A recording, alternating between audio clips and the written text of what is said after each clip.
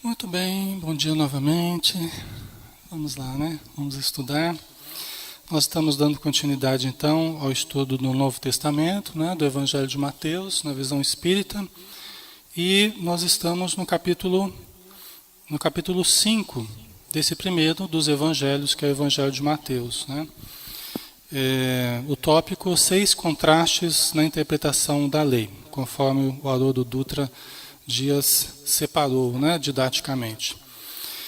Nós estamos na sequência ali das bem-aventuranças. Na verdade, esse capítulo 5, todo ele é um reajuste na nossa visão de mundo, na nossa visão de justiça, na nossa visão de amor, de compreensão, de convivência, né?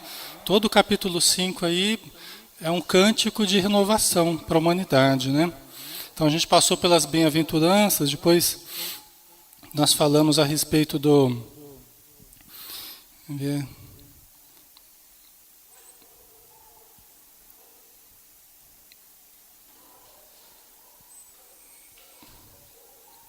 sobre o não matar, né? A cólera, tal. Depois a gente falou sobre fazer a nossa oferenda, mas lembrar antes aquele que tem algo contra nós, né? Então Jesus ele vai renovando o nosso modo, a nossa atitude perante a religião, perante as pessoas, né? Para a gente se reconciliar com o nosso adversário enquanto nós estamos a caminho com ele, né? Então isso tudo nós falamos na semana passada, tá? Nós vamos dar continuidade então. Ouvistes que foi dito, não adulterarás. Tá? Isso está, né, nos primeiros livros da Bíblia, né? Moisés, ali no Êxodo, falando a respeito dos 10 mandamentos. Né? Não adulterarás. Eu, porém, vos digo que todo aquele que olha uma mulher para desejá-la, já adulterou com ela em seu coração. Né? Então aqui Jesus já faz um novo ajustamento, né? Ele já traz uma nova compreensão para a gente, que não apenas o ato em si, né, dos relacionamentos irregulares, né, fora do casamento, não apenas o ato em si seria reprovável, mas o simples pensamento, né? Porque dentro do Espiritismo a gente passa a valorizar muito mais o pensamento como origem de tudo. Haja visto, por exemplo, que nós estamos na manifestação do pensamento divino. Nós estamos mergulhados no pensamento divino. Ele é a causalidade de tudo, né? Tudo que existe. Então, na nossa vida também, o que nós vivemos objetivamente não deixa de ser manifestação do nosso pensamento. Ou seja, começa no nosso pensamento. Nós pensamos, nós plasmamos ideias, formas, pensamento, e elas se objetivam no campo material, né? Então, ele está dizendo, olha, não apenas quem cometer o ato do adultério, mas aquele que diante de uma mulher, ou uma mulher diante de um homem, tá? Que não é só para os homens aqui essa lei, né? É para as mulheres também. É a malícia, né? O André Luiz chega a falar no livro Evolução em Dois Mundos que nós, na sociedade, nós nos acostumamos tanto com essa malícia uns com os outros, né, que ele fala assim que a sociedade acaba vivendo mergulhada num caldo psíquico de baixa vibração. Não é à toa que nós sabemos que o umbral começa aqui na Terra, ele se estende em torno do planeta até uma certa região. Mas por quê? Porque é pela produção dos nossos pensamentos. O Fábio Júnior, aquele cantor, vocês conhecem? Principalmente as mulheres, né? Fábio Júnior, uma vez ele estava num programa e falou uma coisa interessante. Estava sendo entrevistado, acho que no Faustão, tal, aquela história toda. Aí ele falou assim, olha, as pessoas se preocupam muito com a poluição, né, dos rios, do ar, tal. Ele falou assim, mas as pessoas esquecem da poluição mental. Achei interessante ele falar isso, né, em rede nacional, porque é verdade, a gente pouco ouve falar, senão no meio espírita, né? Pode entrar. Oi? Acho que está querendo falar com alguém ali. Tem um senhor ali fora querendo falar com alguém. Então, poluição mental, né? Poluição mental, a matéria mental que nós produzimos, e essa matéria mental, se for boa, produz luz, produz harmonia, né? Se for ruim, ela vai produzir energias deletérias, vai se acumular em torno de nós e em torno da sociedade e do planeta, né? Então a importância do pensamento. Por quê? Porque não apenas o ato, mas a intenção, ela já está valendo, né? E nós vamos viver no conjunto de vibrações que nós criarmos para nós. Portanto, se o teu olho direito te escandaliza, arranca-o e lança-o fora de ti. Pois é melhor que perca um dos teus membros do que seja lançado o teu corpo inteiro no Gena. Né? Esse Gena aqui teria conotação do fogo, né? Dessa punição que a gente pode ter pelos males que a gente pratica, né? Então é muito importante isso aqui, olha, se o teu olho direito ou esquerdo, tanto faz, se a mão, se o braço, a perna, né, for motivo de escândalo, arranca-o e lança-o fora de ti. Isso aqui é muito importante, não é uma referência a um fenômeno de automutilação, tá, pessoal? Tem gente que levou isso aqui para uma questão de automutilação, que não é de forma alguma a intenção aqui de Jesus, né? Tem pessoas que, inclusive, praticam a automutilação como um meio religioso, inclusive, né? Totalmente equivocado, né? Mas nós sabemos que aquilo que é motivo de rebaixamento para nós, aquilo que é motivo de prejuízo para nós, moral, nós temos que nos livrar.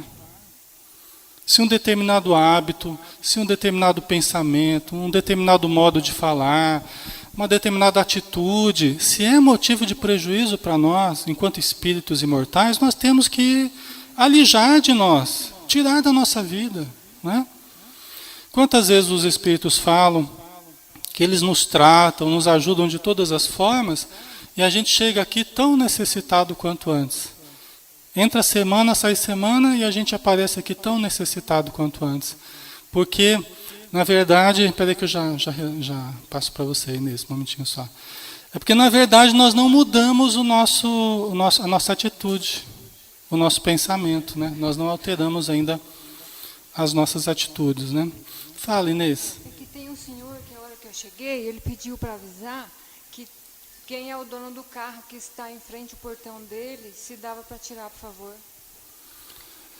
Tem alguém que parou o carro ali na frente de algum portão, será?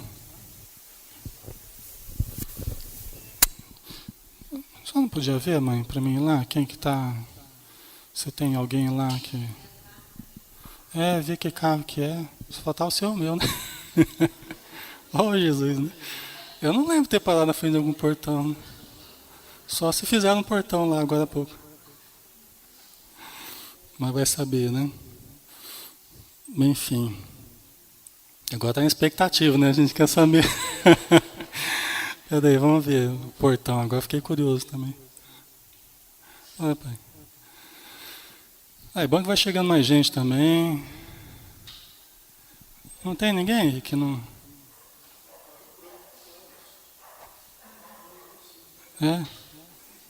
Ué, será, né? Bom, vamos lá. Até o final do estudo a gente descobre. Ai, ai. E na verdade, fisicamente mesmo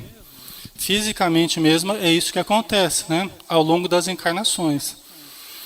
Se determinado órgão, determinado membro, a visão, a audição, a fala, estiver sendo motivo de escândalo, a gente retrai a força daquele verbo.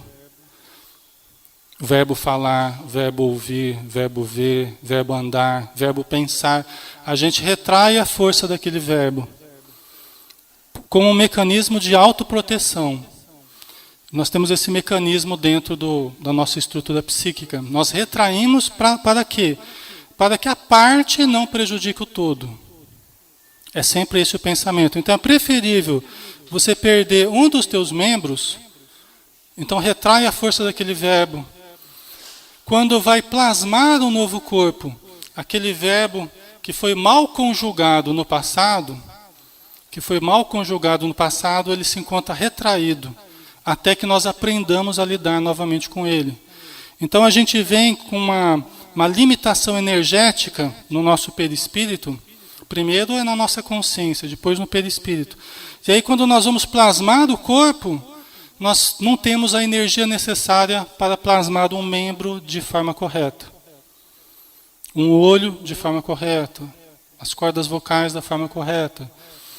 E aí, com o tempo, à medida que nós vamos nos reajustando moralmente, começa a ser liberado aquele verbo de novo.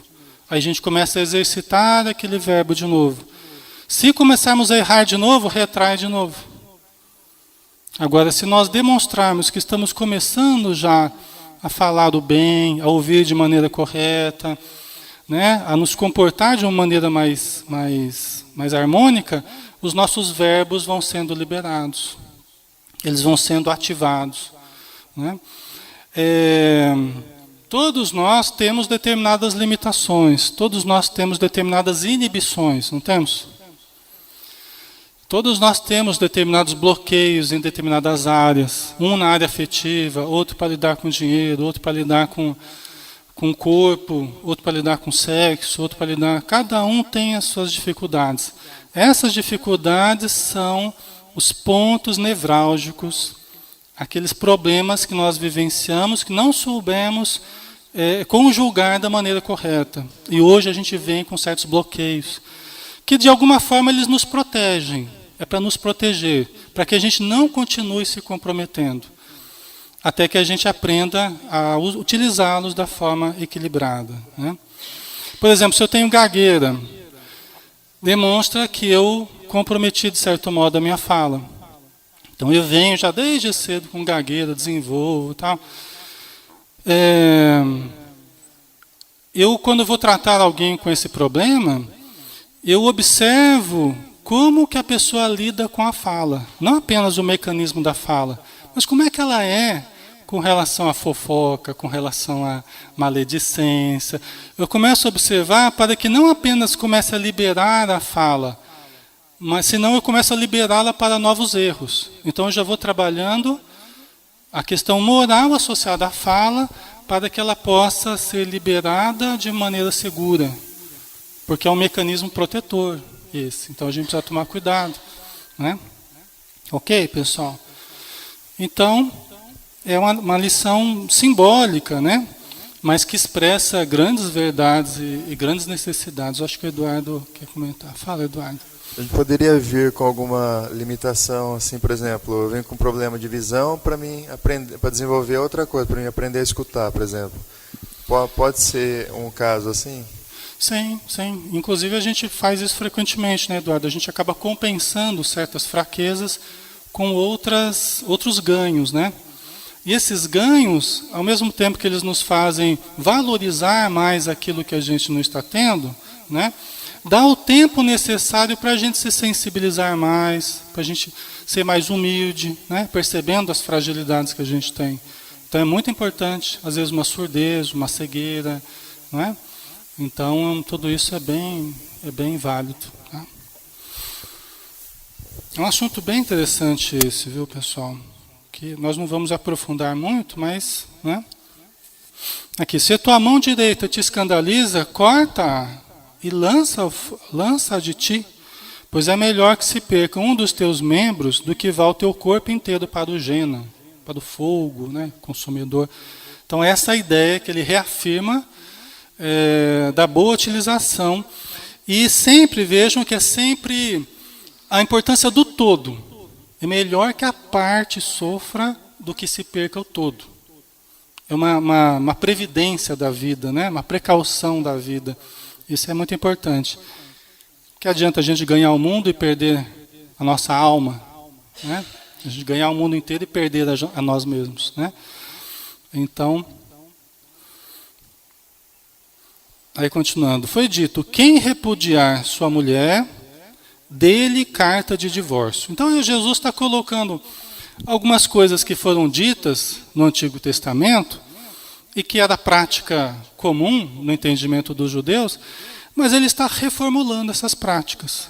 Então, olha, foi dito também, quem repudiar sua mulher, dê-lhe carta de divórcio. Inclusive, é muito interessante essa parte, porque é bem detalhado lá, se a mulher falar demais, se a mulher... Tem uns absurdos assim, a gente olhando hoje, né?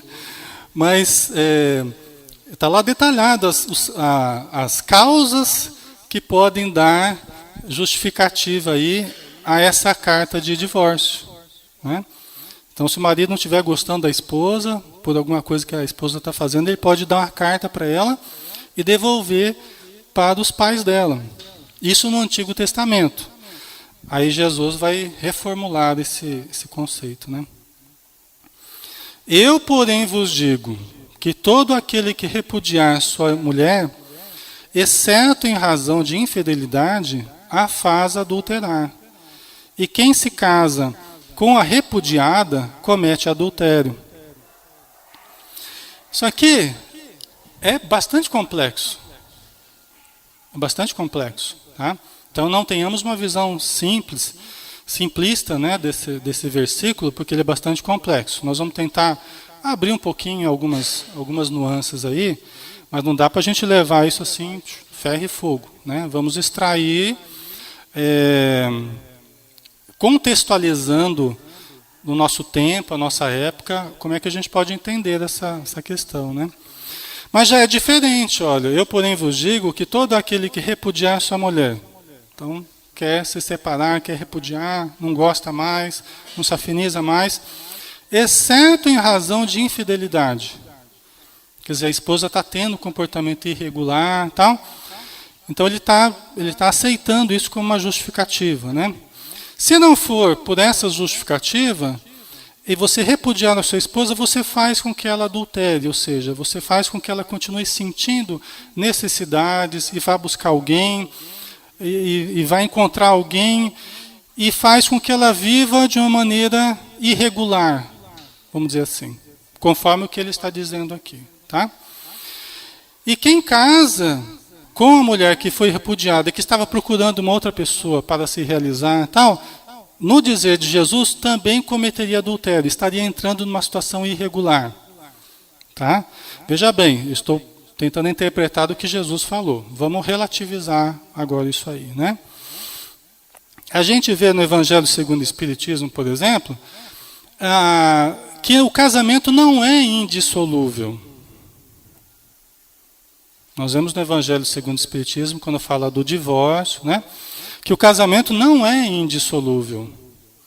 Né? Inclusive, Jesus fala que não separeis o que Deus juntou. Aí Allan Kardec aborda esse assunto e fala, realmente, que não separeis o que Deus juntou.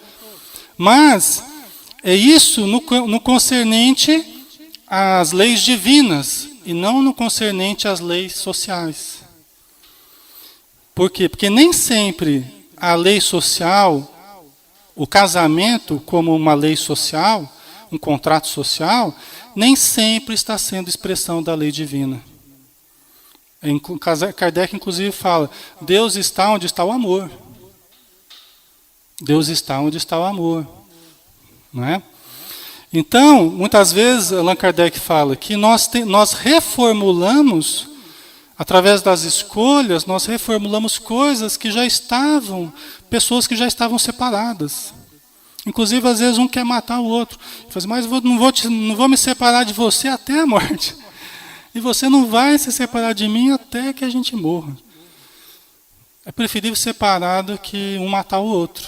Né? Então, muitas vezes, essas mudanças desses contratos sociais, né, de casamento, separação e tal, procura consertar uma coisa que está todo destrambelhado já. Né? A Teresa de Brito, ela fala que a gente não deve facilitar a separação. Hoje em dia está muito facilitado. E ela fala, inclusive, que deve ser a última opção. não a primeira. O que acontece é que hoje tem sido a primeira opção. Via de regra, tem sido a primeira opção das pessoas. Percebi que não amo mais, eu percebi que nunca amei, já quero separar. Né? Tem sido a primeira opção. Ela fala assim, olha, é preciso esgotar todas as possibilidades. Busca a ajuda do passe, da prece, do diálogo, né? Da ajuda do padre ou do companheiro espírita. Busca todos os recursos antes de procurar a separação. Né? Então, inclusive eles perguntam num outro momento, eles perguntam para Jesus, né? Mas por que Moisés então permitiu que se desse essa carta de desquite, né? Aí Jesus fala assim, é pela dureza dos vossos corações. É pela dureza dos vossos corações. Por quê? Porque muitas vezes seria possível de mudarmos. Se nós queremos, se o outro quer, é possível mudar muitas coisas, mudar hábitos, mudar o relacionamento afetivo, o diálogo, né? Mas é a dureza dos corações. Às vezes um quer mudar, o outro não quer. Aí vai ficando difícil a convivência, né? Senão é impossível. Aí até a Teresa de Brito ela fala, existem muitos casos que se justifica a separação.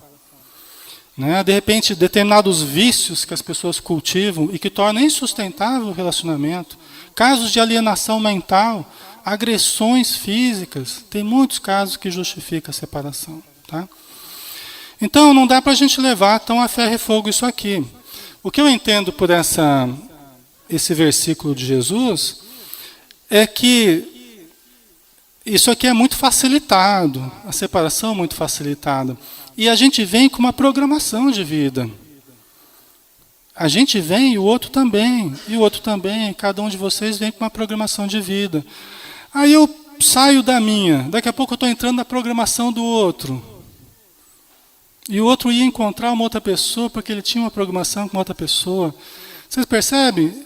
Para mim é isso aqui, vai ficando um rolo a nossa vida, né?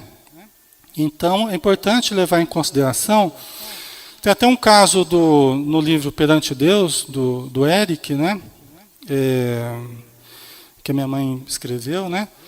Ele conta um caso, o Eric conta o caso dele, né? Que ele era famoso, ele era, na época ele era solteiro, né? Mas já tinha assim, uma certa evidência e tal. Aí ele se envolveu com uma certa moça. E essa moça tinha um namorado. E ele começou a seduzir a moça e tal, e entrou, não quis saber que tinha namorado, não tinha. E entrou nesse relacionamento e acabou realmente seduzindo a moça, né? E o rapaz foi até conversar com ele, pediu, por favor, para se afastar da vida deles, que ele precisava muito dela e tal. E ele não quis saber. Depois até eles tiraram sarro, ele e a moça, do rapaz, né? Só que passou algum tempo, o que aconteceu? Esse rapaz se matou. Passou algum tempo, esse rapaz se matou.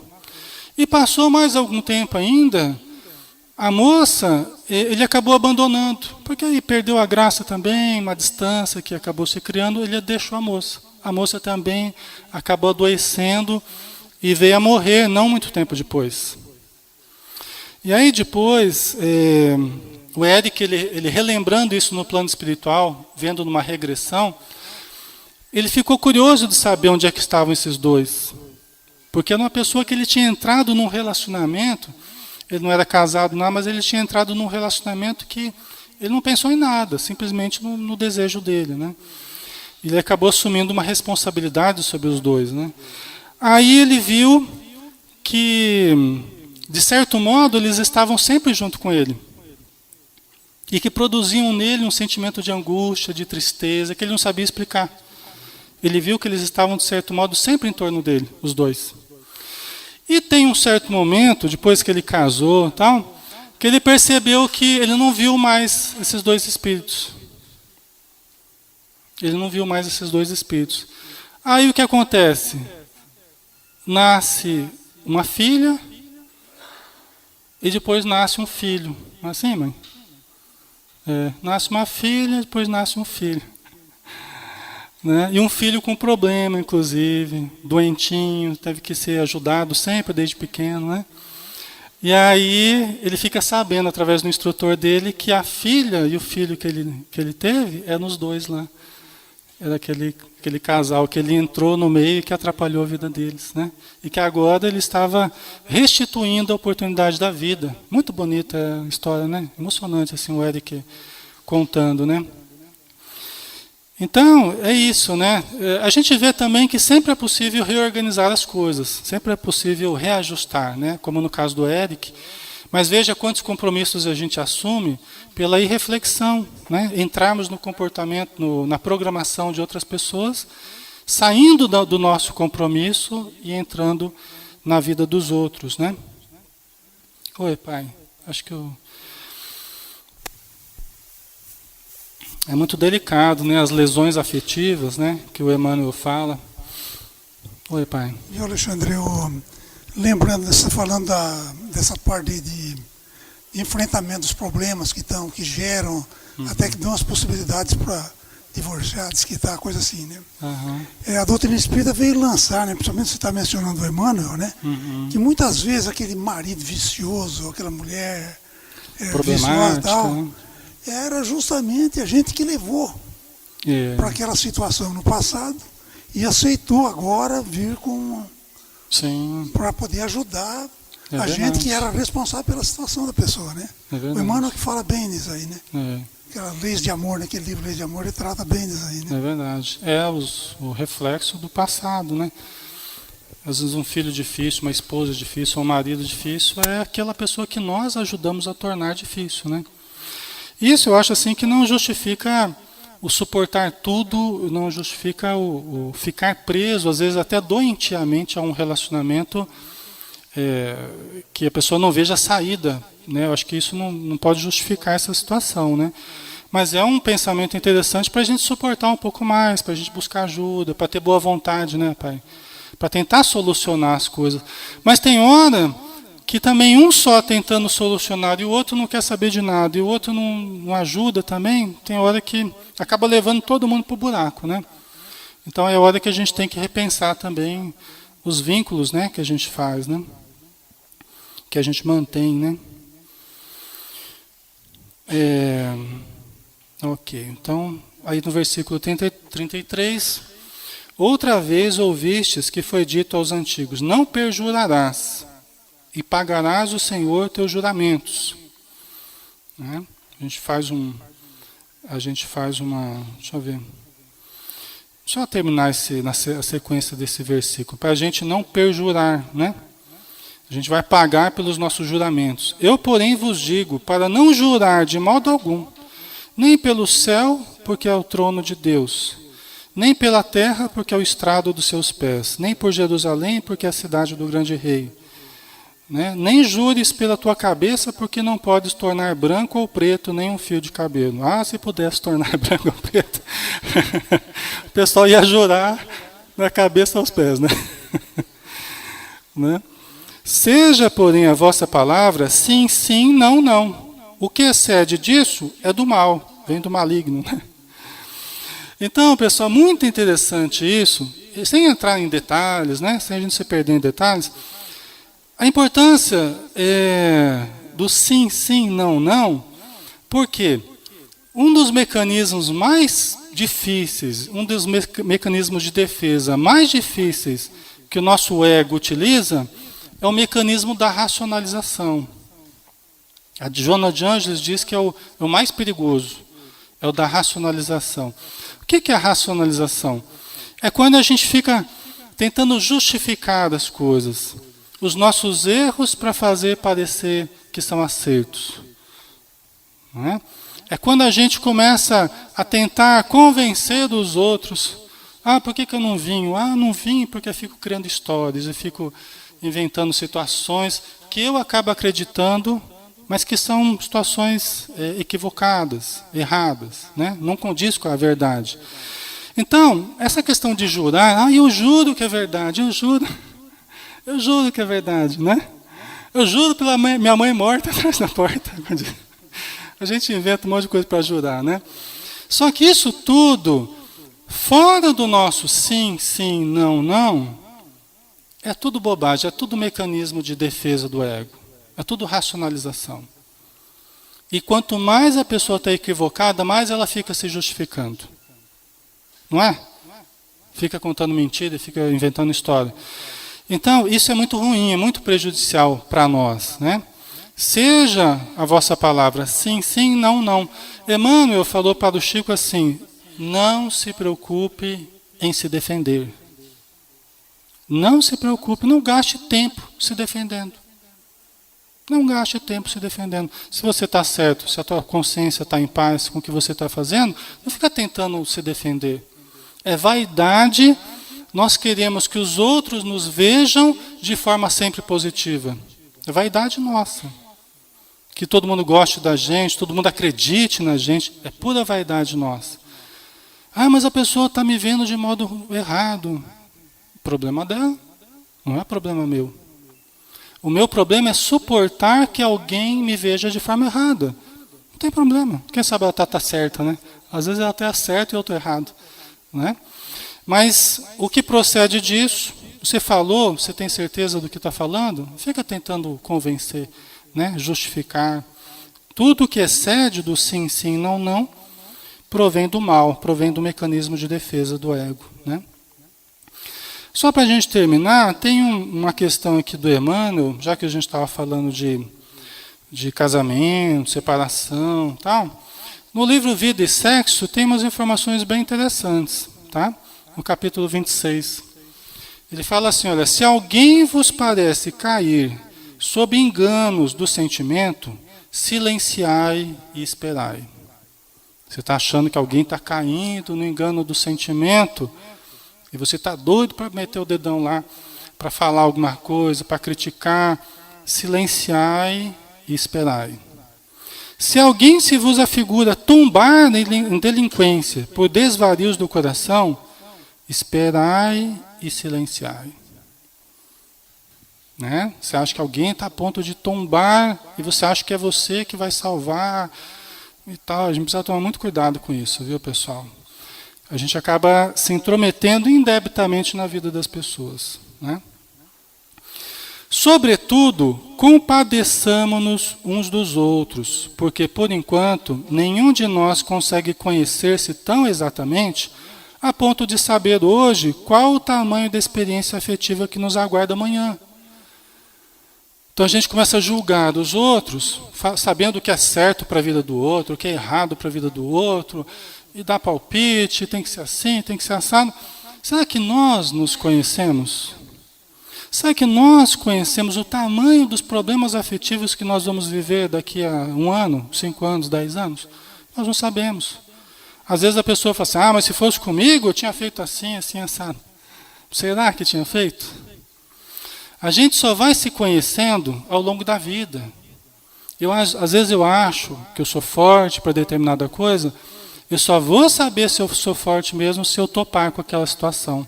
Aí que eu vou poder dizer se eu estou forte ou estou fraco com relação àquilo. Né? Então, acho que a palavra dele é uma palavra assim de prudência. Né?